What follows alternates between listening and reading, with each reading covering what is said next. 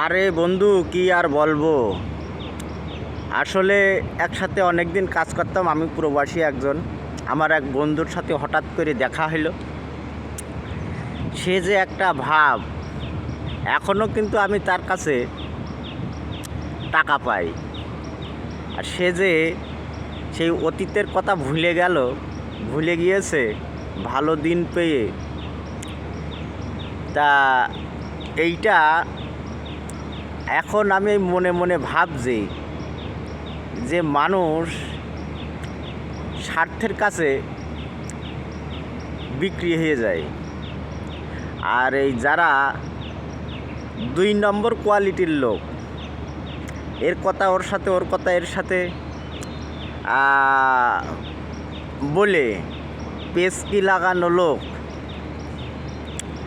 সেই কোয়ালিটির লোক সে। তার কাছে আমি এখনও টাকা পাই, কিন্তু সে আমার এক সময় বন্ধু মানুষ, একসাথে কাজকাম করেছি, সুখে দুঃখে দুজনার পাশে থাকতাম। এই প্রবাসীরা কখনো এক জায়গায় অনেক দিন থাকতে পারে না। ভালো যারা বন্ধু, কোথাও না কোথাও ছিন্ন বিচ্ছিন্ন হয়ে থাকে, চলে যেতে হয়। তা হঠাৎ করে তার সাথে আমার দেখা, কি বলবো ভাই, মনে হইলো যে বাংলাদেশের সেরা ধনী। তার ভাব ভঙ্গি, চাল চলন, পোশাক আশাকে বিশাল ব্যাপার স্যাপার। আসলে বন্ধু, তুমি আমার ভিডিওটা যদি দেখো, সরাসরি তো তোমাকে বলেছি যে অহংকার পতনের মূল। অহংকার করো না, এখনও সময় আছে, মানুষের পাশে থাকো।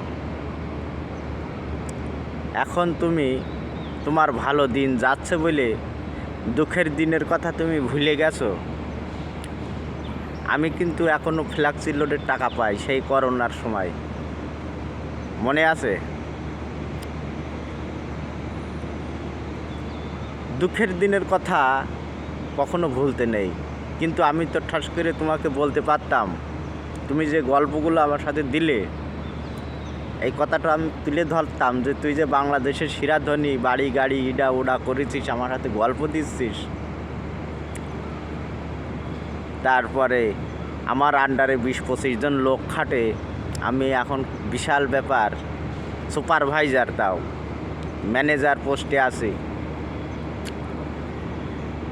ঠিক আছে, তুই ম্যানেজার কেন, তুই যদি কোম্পানির মালিকও হোস, আমার কাছে তুই সামান্য মানে একেবারে নর্মাল শ্রেণীর লোক তুই। কারণ আমি তোর কাছে ধরা না, তুই আমার কাছে ধরা। তোর গল্পগুলো শুনে আমার মনটা খুব খারাপ। ঠিক আছে, তোর মতো বন্ধুর আমার আর দরকার নেই। সালাম দিয়ে দিলাম, ঠিক আছে, ভালো থাকিস। আসলে তোরা এই কুমিল্লা জেলার লোকগুলোই এরকম। ওকে, উল্লেখ করে দিলাম, ভালো থাকো।